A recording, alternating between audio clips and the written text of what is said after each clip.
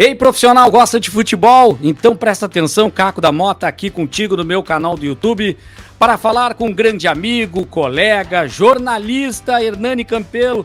Seja bem-vindo. Tudo bem, tchê?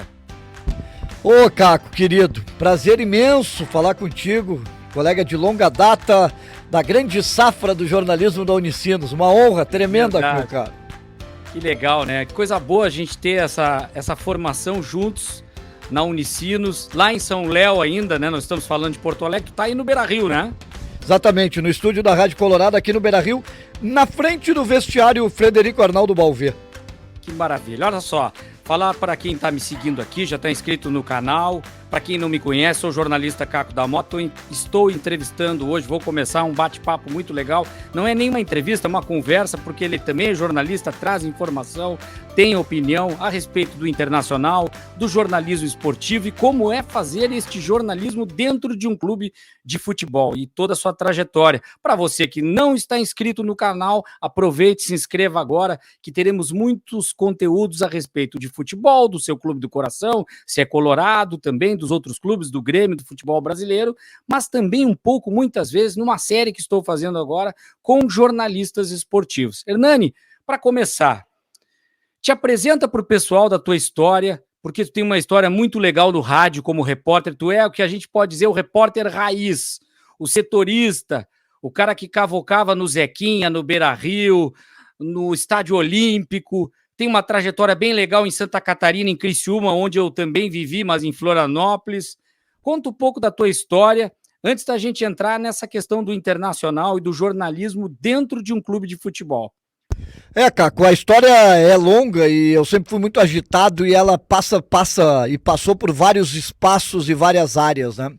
Começou em 89, quando começamos a faculdade de jornalismo, acho que a gente entrou junto até, mas no vestibular, no verão de 89 na Unicinos, e começaram as aulas em março, já em maio eu comecei a trabalhar na área, no Jornal Vertical, que foi minha grande porta de entrada, minha gratidão eterna ao surf. E aí trabalhei no Jornal Vertical, que era um jornal especializado de surf e skate em Porto Alegre, o herdeiro da histórica revista Costa Sul. Militei no surf, trabalhei como editor da revista Hardcore, uma das principais publicações do surf no Brasil, ainda resistente no mercado. Grande revista Hardcore. Fui parar na Ipanema FM graças ao trabalho no Jornal Vertical, com o Nanão e com todos os queridos lá do Vertical. Fui convidado para ir para Ipanema para produzir inicialmente o Surf About e logo em seguida virei também o apresentador do programa. Deixa eu dar uma parada. Que nome forte para quem conhece, os caras das antigas, né? A gente tá ficando velho. E o resto, né? O resto ainda.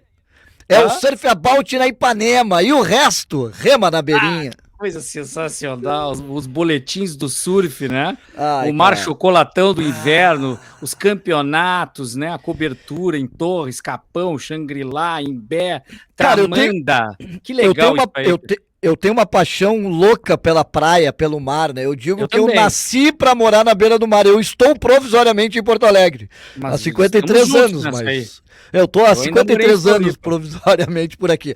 Mas enfim, cara, o mar e a praia realmente são o meu grande pulmão. E tenho um encanto pelo surf, sempre tive, desde guri, colecionador da revista Costa Sul, me aventurei um pouquinho nas ondas e aí surgiu, por relações, a minha porta inicial na profissão ser o surf. Fui parar na Ipanema, fiz locução de campeonatos da Federação Gaúcha de Surf, da então Abrasp, Associação Brasileira, cheguei a fazer locução de etapa de Mundial, uma trajetória maravilhosa no surf. E na Ipanema, a gente criou o Boletim das Ondas, que a ideia foi do Paulinho Scherer, grande Paulinho Scherer, que na época era o dono da Terra Surf Shop, e depois fizemos o Esportes Radicais e o Surf About, durante 4, 5 anos. Mas o Boletim das Ondas tem uma história muito legal. Boletim das Ondas, na época, feito em Porto Alegre, sem internet, sem telefone celular, como é que era a função? Eu ligava para os contatos na praia. Era o Bacana, saudoso Bacana em Cidreira, o Aranha em Capão da Canoa, o Castro Pereira em Torres e o Bebeto da Posada Rosa na Praia do Rosa. E a gente ligava, passava as informações, eu escrevia o boletim e ia pro ar e falava. E aí, com o passar dos anos, e aquelas minhas atrapalhações e correria, aqui ali, criei um outro momento. A gurizada ligava às vezes para minha casa, passava o boletim, E eu anotava e fazia. E quando eu não estava em casa, minha mãe começou a receber o Boletim das Ondas, Dona Cecília. E ela, inclusive, criou uma grande amizade com o Castro Pereira e ficavam de resenha. Então o Boletim das Ondas muitas vezes foi produzido pela Dona Cecília de Lourenço Campelo. Que coisas do jornalismo romântico, né? Do jornalismo diferente do que tem hoje. Bom, cara, seguindo aí, em 94 eu achei que era... Eu sempre quis trabalhar com futebol, né?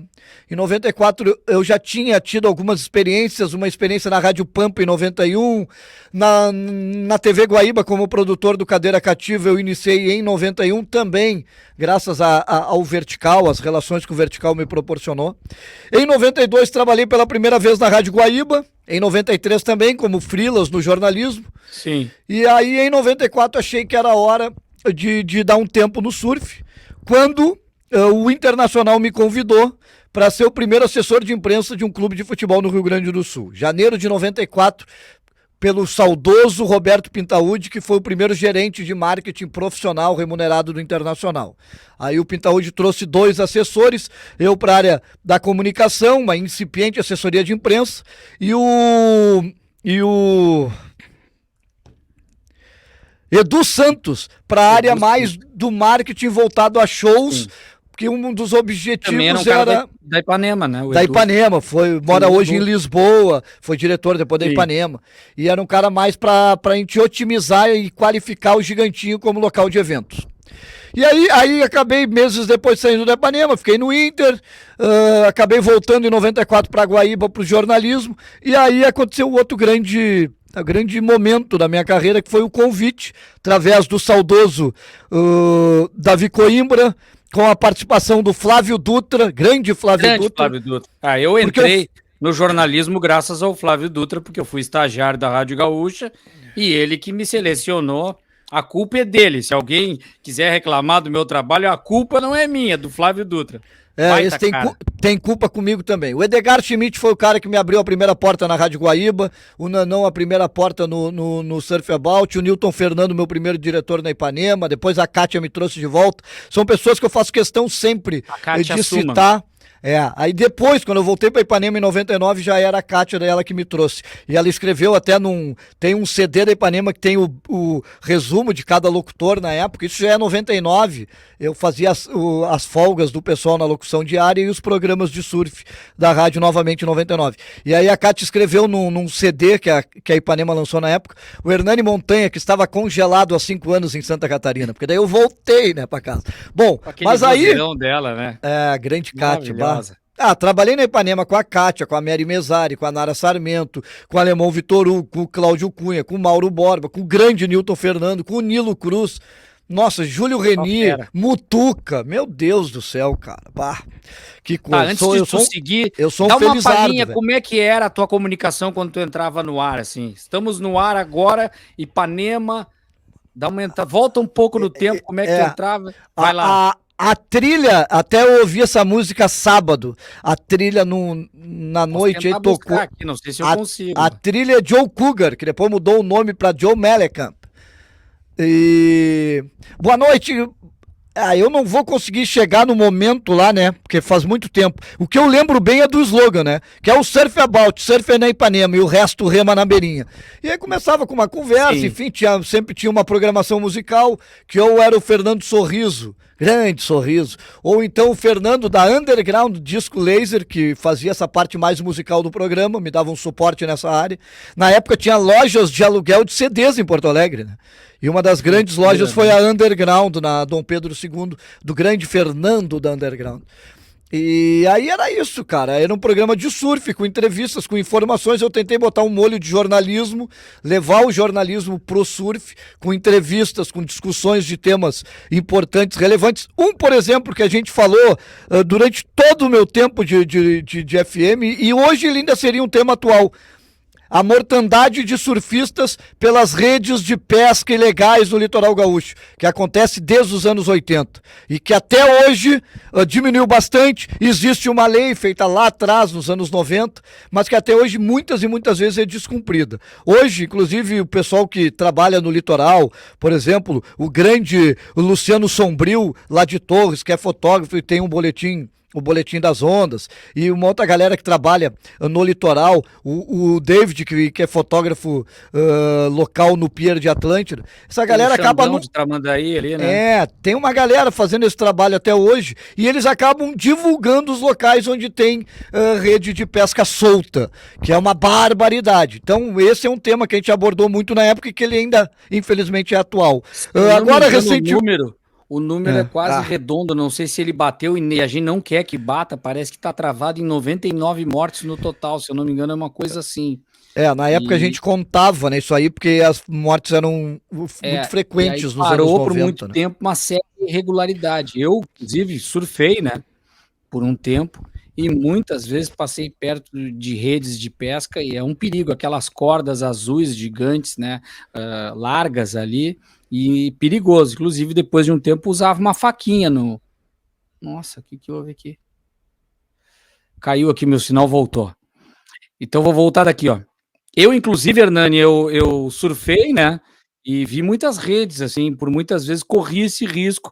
Era algo muito perigoso que até hoje o pessoal tem que tomar cuidado. Mas e aí, como é que veio o futebol? Quando é que tu entrou dentro de campo para ser repórter de campo? Pois é. No futebol? Aí o seguinte, né? Aí tive algumas experiências entre 91 e 90 e final de 94, né, na Rádio Pampa, tem na TV Guaíba e tal, e tem um momento marcante. Em 92, o professor Paulo Torino, um dos professores da cadeira de rádio lá da Unicinos, Paulo Torino. Junto os professores de rádio foram excelentes. Porto, né? E Paulo Torino. E o outro foi o Ferrareto. Também, exatamente. Ferrareto, 3 grandes professores. E aí o Torino, em 92, fez uma parceria da Unicinos com a então Rádio Progresso, a 1530, que depois virou Rádio São Leopoldo, hoje é Progresso novamente, 1530 AM, e as jornadas esportivas do Aimoré eram transmitidas por alunos de jornalismo pela Rádio de São Leopoldo. Então ali a gente e tinha uma equipe, olha a equipe... 92, eu vou te dar os nomes da equipe. Marcelo Magalhães era o narrador. Cristiano Guerra, tá lá em Floripa, grande jornalista. Cristiano Guerra era comentarista. Eu não vou lembrar talvez de todos. Wilson Rosa era um dos repórteres. O Cristiano Guerra trabalha no jornalismo político em Porto Alegre. O Wilson, o Wilson é repórter, apresentador de programas de jornalismo, Wilson Rosa. Eu era o outro repórter e o plantão era o Flávio Fiorin. Exato. Sabe que eu vou te dizer uma coisa, esse projeto começou, acho que por 91, um pouco antes, a gente fazendo jornalismo, e a gente tinha um programa também, que era o Canal Verde, dentro da Unicinos. Eu e o Carlos Manfroy, a gente apresentava, e o nosso repórter é um cara... que não é quase repórter, né? Era o Jonas Campos, era o repórter. Sim, dentro da faculdade, girando, entrevistando as pessoas. Era nosso colega lá.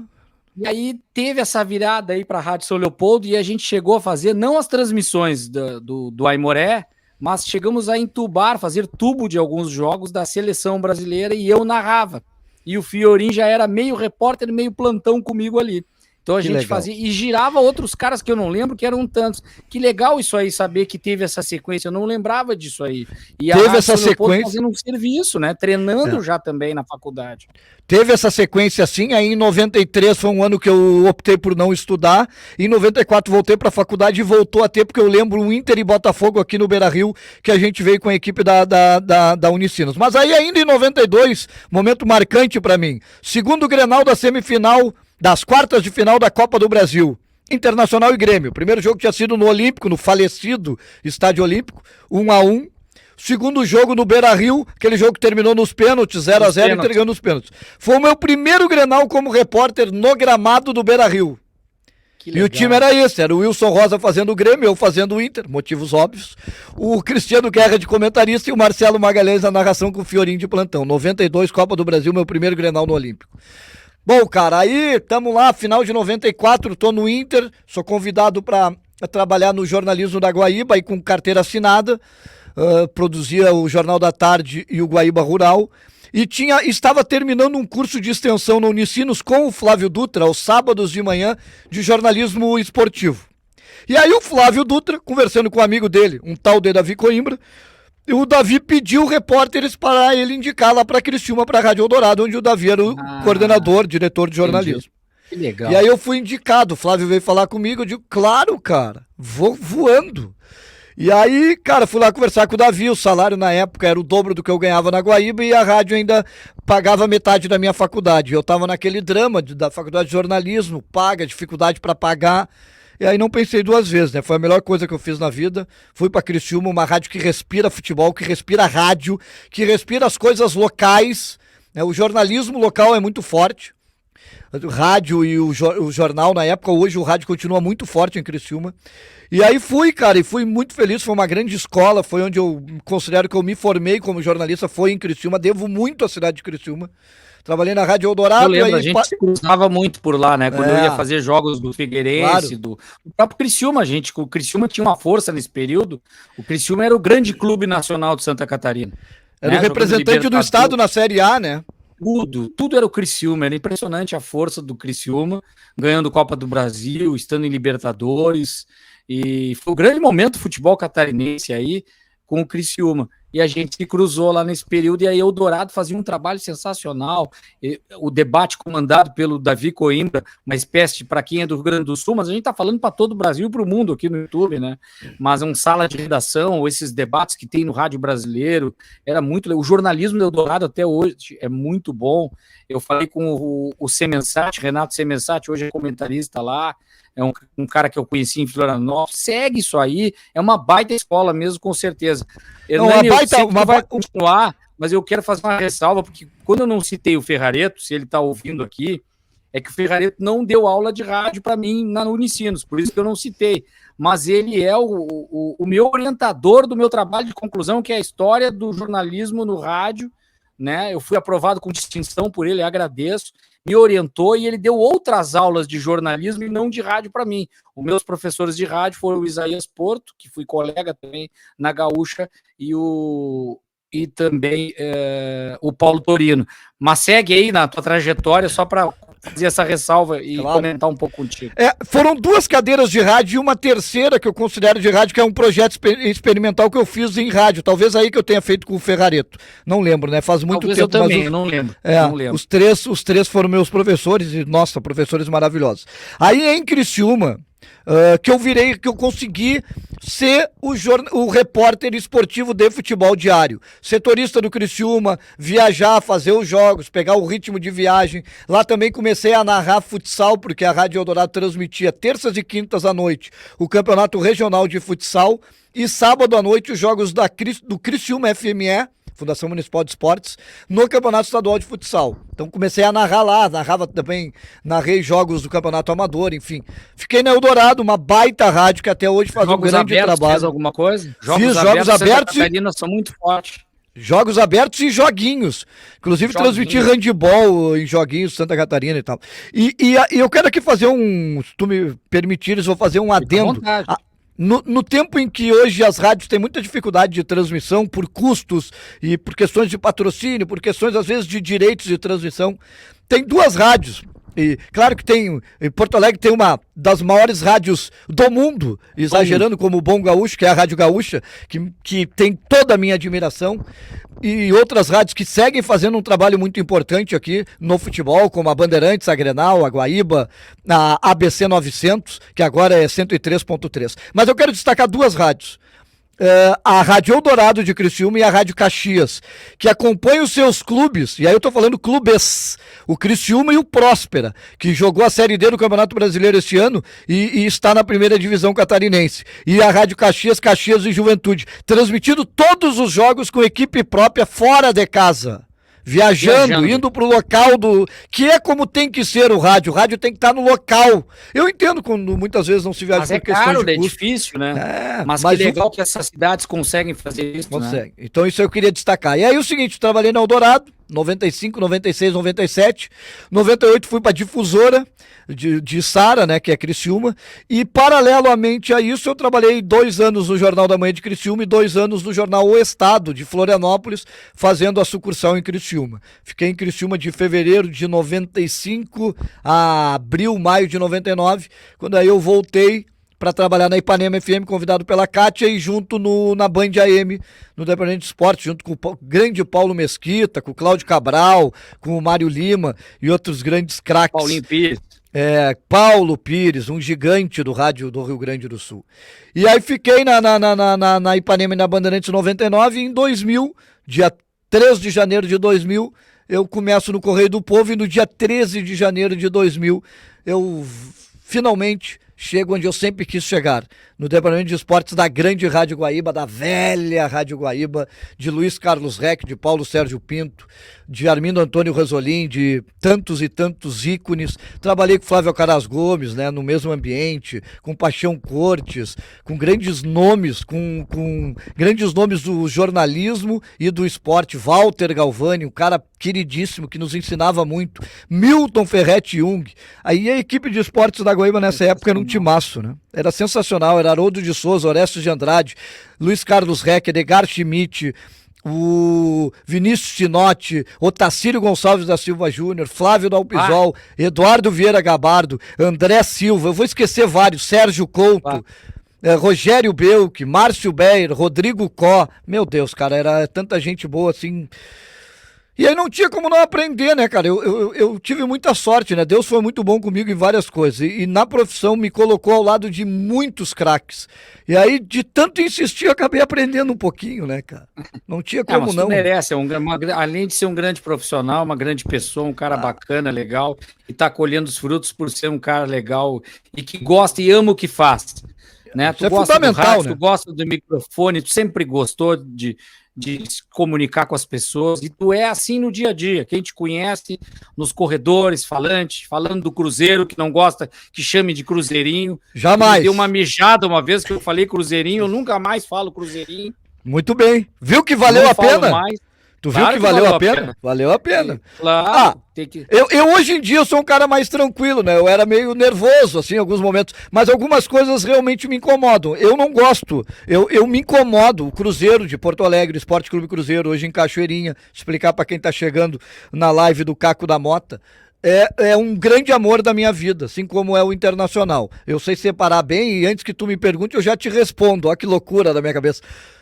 São dois amores, é como amar. Azul ainda, né? É como amar a esposa ou a namorada e amar a filha ou o filho. Perfeito. Então, são dois amores absolutamente diferentes, mas absolutamente amores. E isso eu não abro mão depois de muitos anos. Eu sou bem tranquilo com essa relação aí. O Cruzeiro faz parte da minha vida, eu sou conselheiro vitalício do Cruzeiro, recebi essa distinção, fui vice-presidente do clube por 12 anos. Enfim, cara, o Cruzeiro vive um momento muito ruim na sua história, muito delicado, que se as forças vivas do clube não se unirem e mais gente ajudar, eu temo muito pelo futuro do Cruzeiro. Não pode o clube, com a tradição do Cruzeiro, estar à míngua e só com 4, 5, 6 abnegados se matando literalmente para manter um clube com toda essa história de pé, porque é o clube que tem a história mais rica, maior importância na história do futebol do Rio Grande do Sul. O maior clube do futebol gaúcho é o Inter. Mais importante, além do Inter, é o Cruzeiro, por tudo que ele representa, por ter criado as categorias de base do futebol gaúcho em 1917, por ter sido o primeiro clube a ter um estádio com túnel de acesso, com toda a estrutura. Né? Primeiro a jogar na Europa, enfim, vários pioneirismos do Cruzeiro. Clube que foi campeão estadual de basquete, vôlei, futsal, quando os clubes tinham outras modalidades, né? Hoje em Porto Alegre isso não existe, infelizmente. Clubes no Rio, em São Paulo, em Recife, em Montevidéu, em Buenos Aires, os clubes de futebol têm seus outros departamentos, né? Aqui em Porto Alegre nós ficamos reservados a futebol tão somente, o que eu acho uma pena. Quem sabe esses empresários que estão adequando a estrutura de alguns clubes que têm história, que tem que ter história. Não adianta querer fazer um clube do zero, comprar uma estrutura com estádio, se não tem história, não tem o que o Cruzeiro traz. Talvez um projeto de SAF para o Cruzeiro, parecido com o do Cruzeiro de Belo Horizonte, o Cruzeiro de Porto Alegre, que tem essa história, a tradição, talvez seja uma saída, não num investimento tão alto como o do Cruzeiro de Belo Horizonte, mas o suficiente para começar um projeto de formação de atletas, com toda essa estrutura, tem um estádio, enfim, que foi construído, mas tem toda essa questão. Já que falasse em família, só um parêntese pequeno a respeito do teu coração clubístico, tu adotaste também um pouquinho o Criciúma por causa dessa vivência lá, ou não? Sim, com certeza, o Criciúma... O terceiro clube também, né? Tu torce, gosta do Criciúma, acompanha, né? Gosto. Tá sempre querendo que o Criciúma esteja bem, porque tem uma história bacana lá, a gente se apega a isso, né? Eu tenho todos de Santa Catarina comigo nesse aspecto, que eu fiz uma cobertura regional, acredito que contigo é o mesmo aspecto na questão de Criciúma. Eu tenho um carinho enorme pelo Criciúma, torço pelo Criciúma, acompanho o Criciúma, assim como acompanho o Guarani de Bagé por uma ligação muito forte de amizade que começou graças ao futebol com o Tato Moreira, que era o presidente lá atrás e hoje é o presidente de novo do Guarani. Desde 2004 eu acompanho e colaboro dentro do possível à distância. E o Criciúma, assim, eu tenho uma relação muito próxima com as pessoas de Criciúma. Eu tenho muitos amigos ainda em Criciúma, é uma loucura, né? Eu saí de Criciúma há 23 anos e eu converso com o pessoal seguidamente, quase que diariamente, né? Então eu tenho uma relação muito próxima com a cidade de Criciúma até hoje. Mas tem outros times que eu gosto, e principalmente clubes tradicionais. Eu gosto muito do América do Rio, acho uma barbaridade a situação que vive hoje o clube, assim como a Portuguesa, que está se reerguendo em São Paulo. Eu também gosto. E gosto muito do futebol uruguaio, né? Do Peñarol, por ser o clube do povo, clube aberto a todos no futebol uruguaio. E o Defensor Sporting por uma questão muito política, né? De 1976, da Vuelta ao Revés, quando o Defensor Sporting foi campeão uruguaio em 1976, em plena ditadura militar uruguaia, nefasta ditadura militar, como todas as outras. Os jogadores do Defensor fizeram a volta olímpica ao contrário, pelo lado esquerdo do campo, em vez de ser pelo lado direito, como normalmente é.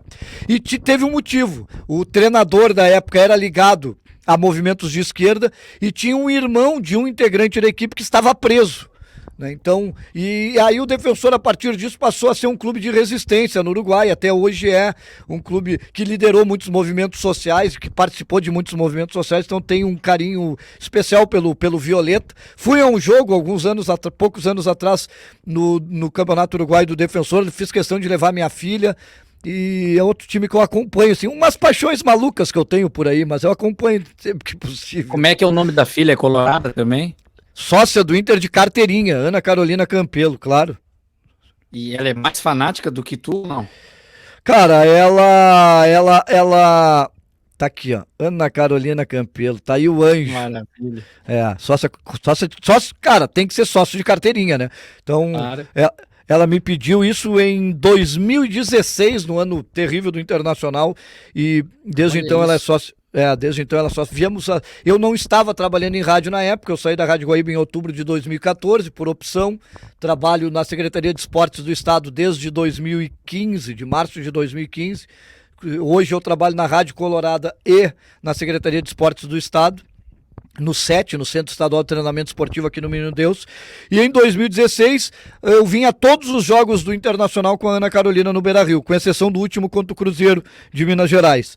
E aí em 2017, quando eu tive o presente, né, de Deus de ser convidado a vir trabalhar no Internacional, comecei a trabalhar aqui no dia 15 de maio de 2017. A Rádio Colorado voltou a operar em 17 de maio de 2017. A gente transmite todos os jogos do Inter, profissional masculino e feminino. A gente se orgulha muito aqui de dizer que nós somos a rádio que mais transmite futebol feminino no Brasil, porque transmitimos todos os jogos do Inter desde 2017. E aí a Ana Carolina é sócia de carteirinha do Inter desde então. Tem a cadeira dela, vem a tudo que é jogo, acompanha muito, e o Internacional, assim como faz comigo, às vezes faz com ela, de mudar o humor, de tirar apetite, essas coisas que acontecem. Como é que é, já que a gente, vamos migrar agora, passar para essa página, que tem muita gente que está aqui acompanhando, tem muita gente que vê como gravação, vai soltando alguns trechos, eu boto na descrição, e chego a esse ponto para saber do Internacional. Eu não vou te perguntar, fazer aquele debate do dia a dia que a gente faz, quem deve estar jogando, quem não deve. Não, eu quero saber um pouco mais do ambiente. Como é que estar vivendo esse momento do Inter, que ele está crescendo, chegaram alguns jogadores importantes, e de novo parece que há uma sintonia, que ela é crescente ainda, do clube, né, do time principalmente, com a torcida do Internacional, porque a gente passou, todos os clubes passaram por isso, por essa questão da pandemia, e houve um afastamento da torcida, e de novo a atmosfera do Beira-Rio, e tu tá vivendo isso em loco, ao mesmo tempo que vibrando com o Internacional nas vitórias, sofrendo quando perde, enfim, transmitindo isso, mas vivendo esse ambiente, esse crescimento. Como é que está esse momento do Internacional? Existe um ambiente de muita confiança, de crescimento, jogadores aí que estão dando... o Inter está mudando de patamar de novo daquilo que tinha, por exemplo, dentro do Beira-Rio sendo muito forte, Hernani. Eu vou te dizer o seguinte, né? Eu tenho 53 anos recém-feitos, venho ao Beira-Rio desde pequenininho, né? O pai sempre trouxe os filhos tudo desde pequeno. Eu vi grandes vitórias do Inter e algumas eu lembro, mesmo a de 75, que eu tinha 6 anos, eu lembro de momentos do jogo contra o Cruzeiro de Minas, lembro da final contra o Corinthians, assim, vagamente. Depois a lembrança, é claro, é muito mais forte, 79, 92, enfim, 2006, 2010, aí como setorista do Inter, eu estive em todas as finais do Internacional, de título do Internacional brasileiro ou sul-americano. Não estive no Japão em 2006, transmiti o jogo do estúdio. Mas, cara, então eu vi grandes vitórias do Inter no Beira-Rio. E eu vou dizer o seguinte, cara, o jogo contra o Colo-Colo, ele não foi uma final de Campeonato Brasileiro, nem uma final de Libertadores, nem uma final de Sul-Americana. Mas olha, foi uma das coisas mais incríveis que eu vi na minha vida de torcedor no Beira-Rio. Foi um jogo realmente impressionante. Eu saí enlouquecido do Beira-Rio. E muito se deveu a toda a atmosfera criada, que chegou, talvez tenha sido até um pouco surpreendente, não pela torcida do Inter, que a torcida do Inter ela é única. Mas sim, justamente por isso, né? Por essa falta de ritmo, digamos, usando um termo, uma brincadeira com o termo do futebol, de pandemia, do clube também não estar vivendo grandes títulos e tal, e grandes vitórias, foi campeão brasileiro de 2020, mas o apito nos tirou, né? Naqueles lances absurdos contra o Corinthians e contra o Flamengo no Maracanã. Mas enfim, né? Efetivamente, o título, de fato, de direito, sei lá, o Inter foi campeão, mas não deram o título pro Internacional, como em 2005. E aí, cara, chegando ao Beira-Rio, aquele jogo contra o Colo-Colo, isso aqui era um mar vermelho, era uma loucura, como em grandes finais de 2006, de 2010, de 79, claro, com outro estilo, mas já num estilo mais recente. As Ruas de Fogo foram únicas naquela noite, já tiveram outras fantásticas, mas aquela ali parece que foi a maior de todas. E o clima realmente foi único. Tem umas fotos, é uma coisa impressionante, né? Tem umas fotos que parece um vulcão, é uma fumaça, que tudo tava vermelho. Tem uma foto feita do... Tem uma foto feita do alto do prédio, no Menino Deus, ali onde era o estádio Eucaliptus, que parece que tá pegando fogo o Beira-Rio. Exatamente. É uma fumaça que sai de baixo, é uma coisa impressionante. Parece que o Beira-Rio virou um vulcão, assim, tava em erupção vermelha, uma coisa impressionante, que é uma baita sacada que a torcida teve, e não sei se foi o marketing que criou isso na época, eu não recordo, mas foi uma coisa que foi pegando, e virou uma marca do Internacional na chegada, e que mexe com o time, mexe com os jogadores, né? É verdade. Inclusive, esse ano, a minha outra paixão, a amada Imperadores do Samba, voltou a ser campeã do Carnaval de Porto Alegre. Sim, Carnaval das Escolas de Samba de Porto Alegre, apesar de tudo e de todos, continua existindo e voltou com força esse ano. Apesar de tudo que já sofreu, de todos os preconceitos, de toda a sorte que já aconteceu do Carnaval das Escolas de Samba de Porto Alegre. Bailinho de carnaval, bloquinho de classe média, acham bonito. As escolas de samba do povão são perseguidas em Porto Alegre há muitos anos, mas isso é outra história. Esse ano teve um certo apoio e voltou com força. E a Imperadores cantou os palcos da cidade. E uma das estrofes do samba, interpretado magnificamente pelo craque Sandro Ferraz, fala nas Ruas de Fogo, se referindo ao Beira-Rio. Realmente as Ruas de Fogo é algo sui generis do Internacional.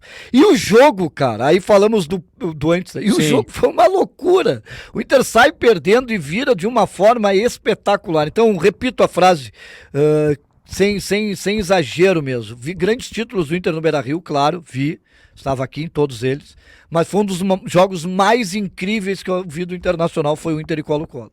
E é esse clima que a torcida vai trazer para o jogo contra o time do Peru, o Melgar, que é um bom time de futebol, não vai ser fácil, mas, como tu disseste, com a união do Inter, do time, com a torcida, aí a coisa fica bem mais forte pro lado colorado. Vou aproveitar porque a gente falando tem hoje o esquema tático, os sistemas, a gente analisa muito isso, tem muitos dados, eu não sou contra isso, há uma questão da numerologia tática, os dados, eu gosto muito disso também, mas eu também, por outro lado, eu faço hoje como comentarista, né, que eu sou comentarista hoje também de futebol, comento na ESPN, inclusive. Então, eu gosto muito, mas sabe que tem algumas coisas do passado que eu tenho saudade, e eu vi no Internacional uma coisa que há muito tempo eu não via. O Internacional hoje tem 2 ponteiros, o Wanderson e o Pedro Henrique. Claro que são ponteiros do futebol moderno, mas há muito tempo eu não vejo caras que chegam na linha de fundo com velocidade, tem drible na linha de fundo, cruzam e são aqueles ponteiros que fazem gols. Não vou comparar com a qualidade do grande Valdomiro Vaz Franco, que está em Criciúma, mas eu digo assim, há muito tempo que eu não vejo esse perfil, e 2 ainda. 2 ponteiros. Qual é a vantagem disso? Não sei se tu concorda comigo nesse aspecto, Hernani. Concordo plenamente. Tu tinha falado antes das transferências, eu acabei viajando por outro caminho, volto ali na pergunta anterior. O Inter foi muito bem na janela de transferências anterior a esta que está terminando por agora. O Inter foi muito bem, achou verdadeiras joias, porque, vou ser sincero, tu me conhece há tantos anos, né, Caco? Eu sempre fui de acompanhar muito o futebol. Tu também acompanha, tu assiste tudo que é jogo, até por esse trabalho que tu vens fazendo tão bem na ESPN, de comentar e aí participar dos programas da ESPN, que é uma TV nacional, aborda todos os times, então tu tem que dar um jeito de acompanhar muito mais. Cara, eu acompanho muito o futebol uruguaio, até nos 2 últimos anos passados, nem tanto por outras questões, agora voltei a acompanhar, mas sempre acompanhei muito o futebol uruguaio. O Carlos de Pena é um jogador pouco conhecido no Uruguai. Jogador com poucas convocações, inclusive. E ele estava no futebol do leste europeu, com pouca visibilidade. Isso mostra um conhecimento de mercado do Internacional admirável, assim como o Wanderson. Eu lembro mais do pai do Wanderson, e tu vai lembrar também, porque tu é da minha geração, do Vanberto, que era um cara que na época jogava uma enormidade no Ajax, bem no tempo que o Ajax foi campeão intercontinental em 95, aquele grande time do Ajax maravilhoso, tinha muitos adeptos em Porto Alegre do Ajax de 95. E o Vanberto tinha jogado um pouquinho antes do... Explica por que tem uma gurizada que não vai entender por que tu tá colocando essa questão do adeptos aí com esse microfone vermelho na mão. Porque o Ajax é vermelho e branco e ganhou a Intercontinental de 95 de um outro clube de Porto Alegre, do Grêmio Futebol Porto Alegrense. E, inclusive, nas redes de supermercado, na época, faltou até o produto aquele de limpeza, o Ajax, né? O pessoal dava muito de presente na época. Mas, enfim, E o Vanberto era um dos grandes nomes daquele time do Ajax, um pouquinho antes do título de 95.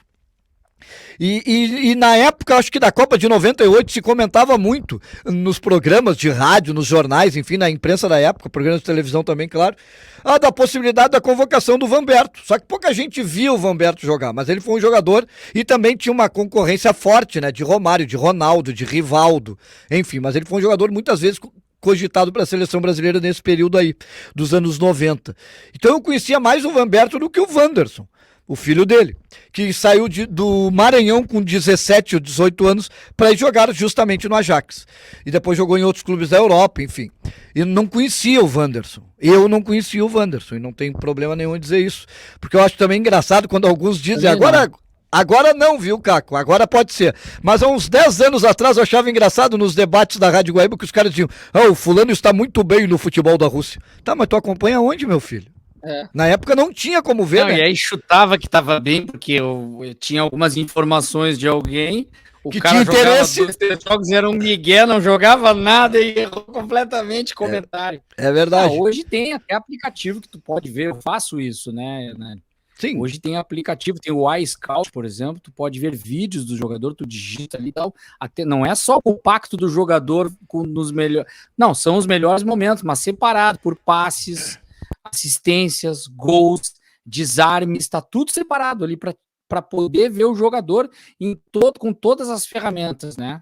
Então, hoje tem como tu dizer que conhece, pelo menos pesquisando. A gente vendo o vídeo, a gente consegue ver se o cara é ou não é do ramo, né? E além dos vídeos tem todo o scout dissecado, coisa que não tinha, então isso houve uma evolução muito grande. E o Internacional, inclusive, tem um departamento que é isso, né? É o CAPA, o Centro de Análise, né? Que faz um trabalho diário, incessante, de observar esses outros mercados. Mercados não tão visíveis, como, por exemplo, o futebol uruguaio, futebol da Ucrânia, da Rússia, de outros países, porque o campeonato inglês passa na nossa TV todo dia, mas o campeonato da Ucrânia não, né? Então o Inter foi muito feliz, méritos do departamento de futebol do Internacional, trazer o Wanderson, trazer o Depena, trazer o David, o Alan Patrick a gente já conhecia, um baita jogador, é um cara que com a bola no pé é meio bailarino, assim, um meio armador clássico, faz uma dobradinha que ainda vai dar muita alegria pro Internacional, né? Com o Tyson. Sem dúvida. Que é raro um jogador ter essa articulação que tem o Alan Patrick. Vale a pena pela intensidade que às vezes ele não consegue dar por causa da idade, assim, tantos jogos. A articulação é um cara que antevê o jogo, coloca a bola na frente, uma coisa que a gente observa, né? Pisa na bola, gira, observa o que tem ao redor, aquilo que o D'Alessandro fazia também. É um jogador desse porte, a qualidade a gente vai comparar, mas essa característica é fundamental no futebol. Eu digo que os melhores clubes do país hoje têm 2 jogadores com essa característica. O Flamengo tem o De Arrascaeta e o Everton Ribeiro, e o Palmeiras tem o Rafael Veiga e o Scarpa. Então, quando tu tem 2 jogadores com essa característica, e aí fica mais fácil. O próprio Atlético tem o Zaratio, né? E o Nacho Fernandes também. E o Inter pode ter Tyson e o Alan Patrick, que é um presente, porque aí eles colocam os caras na cara do gol e eles também sabem marcar gols. É fundamental. Mas eu acrescento um aqui no Internacional, o Carlos Depena, ele tem uma visão também de jogo que é impressionante, né? O Carlos Depena está mais para armador, na minha opinião, do que o Tyson. O Tyson é um tremendo jogador, mas ele joga mais à frente, me parece, mesmo no atual momento. Claro, ele não é o ponteiro aquele de antigamente, ele joga um pouco mais recuado do que jogava antes, mas ele ainda é mais meio atacante. E o Alan Patrick e o Carlos Depena são meias armadores. Hoje estamos gravando o programa no dia do aniversário de um dos maiores meias armadores que eu vi jogar e que tu viu jogar, Rubem Walter Paz, o Charrua. Jogava demais. Meu Deus, eu sou apaixonado pelo Rubem Paz. Não, e grande a gente vendo ele pela seleção uruguaia também, o que jogou esse rapaz, o Rubem Paz. Aqueles jogos agora do Internacional e do D'Alessandro festivos, ele mais velho. Ele fez um golaço aqui. Ele fez um golaço aqui num lance de craque. Ele fez um golaço num lance de craque. Flamengo num 4-0, com os Silvinho no Maracanã. Nossa, o Rubem Paz. Oi? Foi aqui no Beira-Rio. Este é um dos maiores. No Maracanã contra o Fijol, o goleiro, né? Foi no Beira-Rio. Caco, muito obrigado, Caco, de coração. Esse é um dos maiores jogos da história do Internacional e pouca gente lembra, porque foi um ano que o Inter infelizmente não foi campeão e às vezes sai da memória do torcedor. Um domingo à tarde no Beira-Rio, o Flamengo de Fijol, Leandro, Adílio, Andrade, Tita, Nunes, Júnior, timaço. O Inter de Rubem Paz, Mário Sérgio, Silvinho e companhia. Debulhamos o Flamengo, foi 4-0 com o show do Rubem Paz, um domingo à tarde no Beira-Rio. Eu saí daqui cantando que ia ser campeão brasileiro, mas não fui. Mas, eu, às vezes, a memória, eu não tenho aquela memória. Eu acredito que tem uma memória boa. Eu não sei se é nesse que o Milton Cruz faz um gol de letra. Nesse mesmo. É um dos maiores gols que o Milton Cruz já fez até hoje, né? Que tem uma ligação muito forte com o São Paulo, até, como auxiliar técnico, enfim, mas era um cara que não apareceu muito na história do Inter, às vezes não se fala justamente por isso, por um ano, mas a categoria do jogador como esse, tem isso no Inter, no Grêmio, a gente tem aqui também o pessoal que acompanha, para não dizer, eu vi também, falando do Zico, eu gosto tanto de futebol, e vejo assim, puxando para o Rio Grande do Sul, eu vejo de uma maneira abrangente também. Eu admiro quando alguém vem aqui dar um laço num time do Rio Grande do Sul e o cara é um craque de bola, que foi o Zico, um jogo que eu vi uma vez no Beira-Rio, que o Flamengo vira o jogo para o Internacional e ele tinha um olho só nesse jogo. Ele estava com um problema e veio com o olho tapado. Eu tive a oportunidade, nunca falei isso com o Zico, mas eu contei essa história com o Júnior. E o Júnior nem mesmo não lembrava dessa história, porque a gente se encontrou na RBS, na época, como comentarista da Globo. Tu lembras desse jogo? Lembro, o Zico jogou demais e ele não tinha um olho no jogo. Então, como é bom ver esses craques dentro de campo. É sensacional isso. Eu lembro desse jogo, foi uma quarta-feira à noite no Beira-Rio, e há poucos dias atrás, semanas atrás, aqui, conversando com a gurizada, alguém falou, o Zico não jogava nada. Eu digo, só aquela brincadeira que alguns faziam na época, que o Zico só jogava no Maracanã, que é uma tremenda mentira, né? E aí eu falei, cara, teve um jogo aqui no Beira-Rio que o Flamengo ganhou do Inter 3-2 com um show do Zico, é esse mesmo jogo aí que tu estás referindo. E aquele 4-0 de 84, tem um detalhe no jogo, que é maravilhoso, né? O Inter saiu jogando com o Mário Sérgio na ponta esquerda, Mário Sérgio foi substituído no segundo tempo, não sei exatamente quando, no intervalo, no início do segundo tempo, pelo Silvinho. Lembrar tudo, né? Aí é demais. Pelo Silvinho. E no segundo tempo o Rubem Paz cansou de meter bola pro Silvinho nas costas do Leandro. Tanto que um dos gols é de pênalti que o Silvinho sofreu. E o outro, esse do Milton Cruz, é um cruzamento do Silvinho em bola lançada pelo Rubem Paz. Olha só, já que tu tens aí narrações de jogos do futebol feminino e tá convivendo bastante aí também, o que tem de novidade e até da base do Internacional? Tem algum guri, uma guria surgindo, algum fenômeno da base aí que tu pode antecipar já? Aí vai ficar gravado isso aqui daqui a alguns anos, ele tá disputando em torneios e tu vai falar para nós alguns nomes aí importantes do Internacional, Hernani. Futebol feminino do Internacional atualmente é campeão brasileiro sub-17 e sub-20. No ano passado teve o Campeonato Brasileiro sub-18, quem ganhou o Inter. O Inter já ganhou todos os campeonatos brasileiros sub de tudo que é tipo aí nos últimos 3 anos, inclusive competições da Comebol, menores, que é a Liga de Desenvolvimento que a Comebol chama, que são torneios com os times destaques de cada país, lá em Assunção, lá em Luque, na verdade, no centro de treinamento da Comebol. O Inter também já ganhou lá, sub-14, sub-16. Então, o Internacional hoje, pelos números, e não é falácia, é a melhor categoria de base do futebol feminino brasileiro. Tem outras grandes categorias de base, como São Paulo, aliás, é um grande clássico das categorias de base do futebol feminino atualmente, é Internacional e São Paulo, vários duelos já aconteceram nessas categorias, sub-17, sub-18, sub-20. E o Santos Futebol Clube também tem outra categoria de base muito forte, muito forte. Inclusive, esse ano, no Sub-17, a final foi Inter e Santos, e no Sub-20, a final foi Inter e São Paulo. E no ano anterior, o Inter tinha decidido com São Paulo, também teve uma final Inter e São Paulo, que foi no Pacaembu, em 2019, que também, enfim. Então são as 3 melhores categorias de base do Brasil, Inter, São Paulo e Santos, no futebol feminino, e a do Inter realmente é a melhor. Tem muitas meninas hoje que já estão no time profissional principal do Internacional. A Priscila, a Mileninha, jogadoras de seleção brasileira sub-20, a Gabi Barbieri, goleira do profissional do Internacional e da seleção brasileira sub-20. Mas eu vou destacar uma, e todas essas vocês vão ouvir falar por muito tempo nelas: Mileninha, Priscila, Gabi Barbieri. Eu vou destacar uma que ainda não é jogadora do time principal do Internacional com frequência, está ainda na base, e é da seleção brasileira também de categorias de base, a Berchon, uma meio-campista que é espetacular. Tem outra zagueira do Inter que também, Berchon, é o sobrenome dela. Tem outra zagueira também, que é a Guta. O Inter tem laterais na seleção brasileira, tem várias jogadoras convocadas nos últimos 12 meses, diversas convocações, né? Mas eu destacaria principalmente a Priscila, a Mileninha e a Berchon, que ainda não tem tanto destaque, né? Digamos, quem acompanha o futebol feminino não ouve falar tanto, justamente porque ainda não está no time profissional do Internacional. E essa semana começa um campeonato mundial de futebol feminino, né? De categorias de base, com jogadoras do Inter. Sim. Na seleção. Essa semana agora segunda semana de agosto, porque muitas pessoas também podem estar vendo gravação lá na frente, e quem está acompanhando no Factual também sabe da data que a gente está se referindo. No time profissional feminino do Inter tem uma menina, a Duda Sampaio, que foi da seleção brasileira de categorias de base e já está na seleção brasileira principal. Ela tem 21 anos, acho que 20. Inclusive foi campeã da Copa América Feminina agora recentemente. Entrou na final, né? Entrou na final, Duda Sampaio. Cara, ela tem uma visão de jogo impressionante. Bota a bola onde quer. Olha, antes, se tu tiver alguns também dos guris, né? Algum da base aí também para destacar.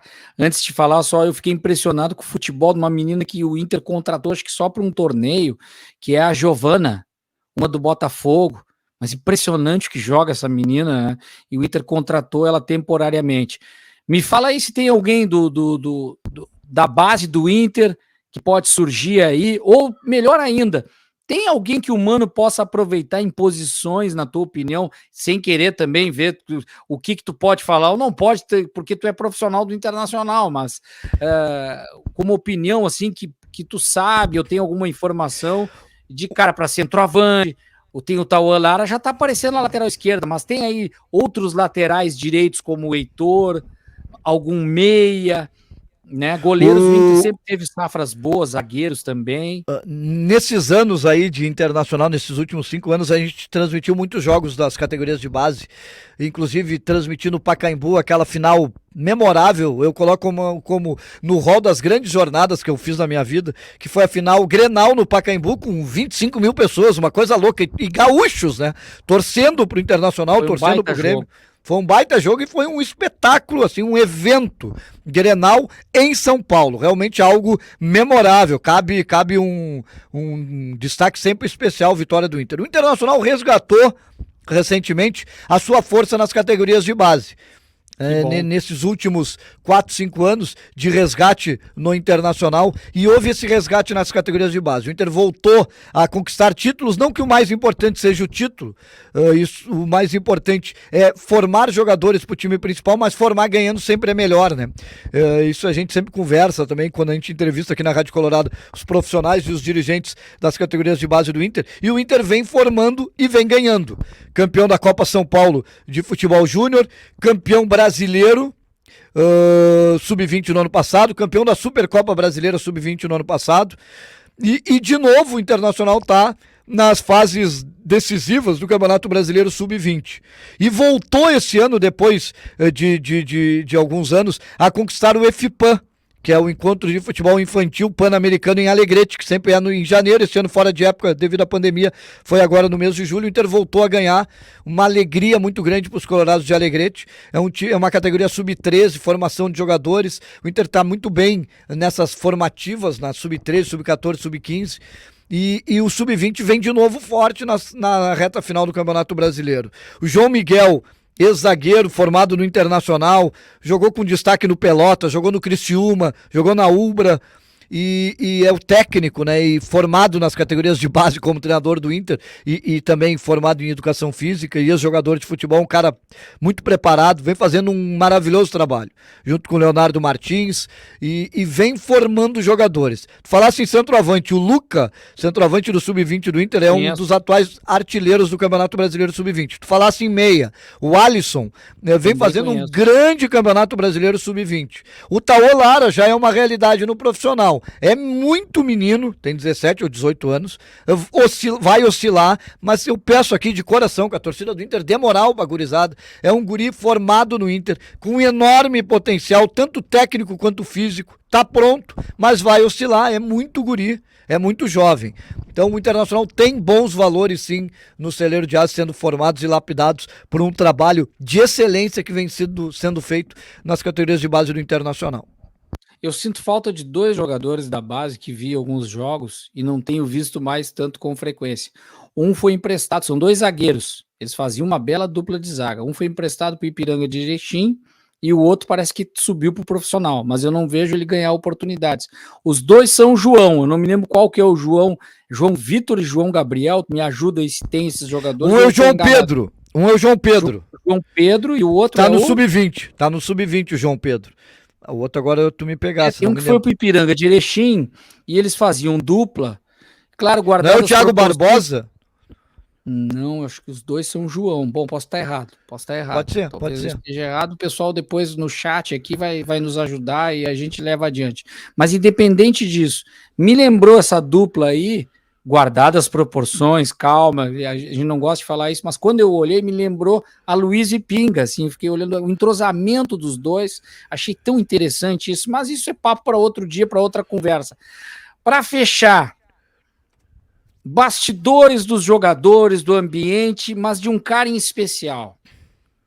Eu vejo uma alegria, um sorriso, um jeito leve. O Mano Menezes é outro cara, me parece que tá mais leve, claro, tá muito mais experiente, voltou a ganhar uma oportunidade que ele sempre mereceu como grande técnico que é. O que dá para dizer do Mano Menezes, se tu tens observado alguma coisa diferente que possa passar do bastidor desse ambiente, do dia a dia, do Internacional, pelos corredores, pelo Beira-Rio, pelo Internacional, Hernani? Antes vou te responder, o outro zagueiro é o João Félix, é um baita zagueiro, tá emprestado ao Ipiranga de Erechim, jogando Série C de Campeonato Brasileiro para pegar zagueiro. Eu também acho, para pegar experiência, para pegar rodagem, zagueiro técnico de boa capacidade física, é um menino que tem um enorme potencial aí pela frente. Tá emprestado ao Ipiranga de Erechim jogando a Série C. Cara, o Mano Menezes é a questão do amadurecimento, né? O Mano Menezes hoje foi um treinador que chegou a um ápice na carreira, foi campeão em vários clubes, chegou à seleção brasileira, e precisava de uma nova guinada na sua carreira. E veio para um lugar onde ele sempre quis estar. Eu acho que o grande segredo do Mano, que é um grande treinador, e esse momento de felicidade, que ele transborda a felicidade, né? Eu acho que é bem isso que tu colocaste, que tu estás me perguntando, e eu concordo contigo. Ele transborda a felicidade, ele transborda estar bem, estar feliz aqui. Por que eu acho isso? Eu conheço o Mano Menezes há muitos anos, né? Sempre tivemos uma ótima relação. O Mano Menezes sempre quis voltar ao Internacional. Ele nunca aceitou muito a saída dele no Inter lá atrás, enfim, e sempre quis voltar. E este convite no momento de amadurecimento, no momento também de readequar a carreira ao tremendo treinador que ele é, e de já maduro com alguns, né, com os relacionamentos, sabendo da importância que é ter uma boa convivência, não interna, porque isso ele sempre teve, mas talvez externa. Ele tem a filha dele que faz um excelente trabalho na área de comunicação com ele, na área de marketing já há muitos anos. E isso ajuda muito o Mano Menezes. E realmente, cara, ele está muito bem consigo mesmo, muito feliz. Eu acho que é isso. E isso eu digo com a maior tranquilidade, porque há muitos anos atrás o Mano Menezes já externava para algumas pessoas a vontade de voltar ao Internacional. Então, quando ele foi anunciado, eu logo disse, está realizando um sonho na vida dele. Ele vai vir muito afim e muito feliz. E é o que está acontecendo. Porque um baita treinador ele sempre foi, né? Não tenha dúvida. Só que realmente ele está muito feliz, isso é muito bom, quando a gente se sente bem, quando a gente se sente acolhido, quando a gente está onde a gente quer estar, flui melhor, né? Em qualquer questão de trabalho, de vida. E ele se sente muito identificado com o Rio Grande do Sul e treinando o time do Porto Internacional, que ele sempre quis treinar, teve a oportunidade no Grêmio também, certamente está muito feliz, e a gente vê um amadurecimento até mesmo exatamente com o trabalho que a filha dele faz, na comunicação dele com as pessoas, essa externa, está muito boa, e ela não é artificial, é muito natural, porque ele é muito inteligente, e até isso faz parte do treinamento dele. Me parece que ele está mais estudado taticamente, ele se preparou para esse momento, ele veio assim, me parece, pós-graduado, é um novo Mano Menezes, com toda a experiência que teve, digamos assim, como se fosse uma base do futebol, não base de categoria de base, mas como uma estrutura básica que ele tem com os títulos e as conquistas que teve, a experiência de seleção brasileira, um técnico que já chegou lá, com os títulos que teve, me parece que ficou algum tempo quase, não digamos sabático, mas estudou, se preparou e veio com tudo, e o Internacional recebeu um profissional que está ainda melhor preparado. Aí se vai ganhar título agora, depois, isso não importa. Vai ganhar. O que importa, a gente sente que o Internacional está muito bem preparado. O que tu espera então do Inter para fechar, Hernani? Nos próximos meses, o ano que vem, enfim, do que tu tá sentindo de ambiente, aí o teu feeling como jornalista também, e colorado, claro. O ambiente é muito positivo no Internacional hoje, voltou a ter essa sinergia com a torcida, o ambiente está muito tranquilo internamente, o Mano Menezes consegue ter um comando absoluto, e aí tem alguns grandes craques ao lado dele, que contribuem muito para isso. Por exemplo, o Paulo Autuori, que é um tremendo profissional, um cara muito discreto, e que sabe trabalhar em várias áreas multidisciplinares do futebol, aplicadas ao futebol. O comando do futebol muito tranquilo, sereno, Internacional sempre com os pés no chão, com muita tranquilidade, com muita serenidade, encarando cada desafio e colocando essa Sul-Americana como um grande objetivo pro clube. Eu acredito em coisas boas pro Colorado, pra gente terminar 2022 numa festa vermelha de grandes, enormes proporções. Hernani, quero te agradecer muito obrigado por estar aqui comigo no meu canal do YouTube. A gente reviveu grandes momentos aí do jornalismo esportivo. Parabéns pela tua trajetória, pelo teu trabalho, pelas tuas narrações com emoção, com muita vibração, trazendo isso para o torcedor colorado, algo que é do rádio, mas que hoje tu estás levando no meio digital, que é possível mesclar com os vídeos dos gols, e o trabalho da comunicação do Inter é muito bom nesse aspecto. Coloca lá no TikTok, coloca no Instagram, no Facebook, no YouTube. Bacana, parabéns o trabalho de todos vocês aí. E em breve nos encontraremos pessoalmente aí no trabalho, a gente está sempre se encontrando, estarei te abraçando mais uma vez e reencontrando um amigo, colega e um grande parceiro e, acima de tudo, um cara muito legal e exemplo de profissional e pessoa que tu és. Obrigado, cara. Obrigado, Caco. Eu que agradeço essa oportunidade. Eu vivo um momento muito feliz por estar aqui, na Rádio Colorada, no Inter, voltando, era uma coisa que eu tinha comigo. Eu fui o primeiro assessor de imprensa de um clube de futebol aqui no Inter, Eu tinha que voltar essa história, tinha que retomar em algum momento. E foi importante a trajetória toda para pegar experiência, para aprender. A gente aprende diariamente. Agora estou concluindo um curso de graduação, curso superior de gestão esportiva e de lazer do Instituto Federal do Rio Grande do Sul, um excelente curso numa instituição federal pública e gratuita, um curso que realmente forma profissionais para a área da gestão esportiva e da área do lazer, com ênfase muito grande no esporte e na cultura, e fazendo um pós-graduação também em gestão pública, porque a gente tem que aprender, A gente tem que estar sempre aprendendo, o mundo mudou muito, e as pessoas precisam entender que algumas coisas que a gente dizia, por exemplo, em 1990, a gente não pode dizer agora, e não pode mesmo, é ilegal, é proibido, é crime. Então a gente tem que saber que o mundo evoluiu. E pra gente acompanhar, nós que estamos aí cinquentões, cheio de gás, cheio de vontade, mas sabendo que a gente tem que estar sempre estudando, se aperfeiçoando, se atualizando. A comunicação muda loucamente a todo momento e a vida, Então a gente tem que estar sempre estudando. Quando eu brinco, quando eu tinha 20 anos, que tu fosse meu colega, Caco? Eu não estudava porque eu tinha muitas ocupações. Hoje eu tenho bastante tempo para estudar, tô na melhor fase da minha vida para aprender, e isso aqui é aprender, estar aqui comunicando numa live, num canal no YouTube, numa transmissão 360 em YouTube, Facebook, rádio, tudo junto, reunido agora, e isso é a comunicação, e para isso a gente tem que estar sempre atualizado, e a gente tem que ter a experiência que a gente tem, mas saber que a gente tem que aprender muito com os mais jovens, porque senão a gente não chega no time deles. É verdade. Obrigado, cara. Eu que te agradeço. Obrigado. A gente vai encerrar com uma narração tua que vai estar colada aqui no final, mas antes, e o vídeo também do gol do Internacional, mas antes eu quero convidar todos para que se inscrevam no canal para acompanhar mais entrevistas como essa que a gente teve aqui com o Hernani Campelo. Obrigado, Hernani, um abraço, fiquem com a narração dele e até a próxima. Valeu! Bustos faz um lançamento com o Pedro Henrique, não tem impedimento. Pedro Henrique vai pintar dentro da área, olha o gol do Inter, tá nascendo, Pedro Henrique chuta, gol! Gol!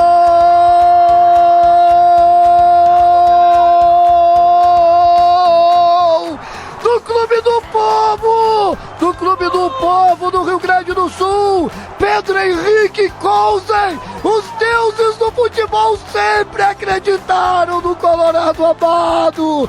Chora, minha guria, chora, meu guri, chora, minha senhora, a festa é colorada, nós somos do Clube do Povo, nós sempre acreditamos até o final.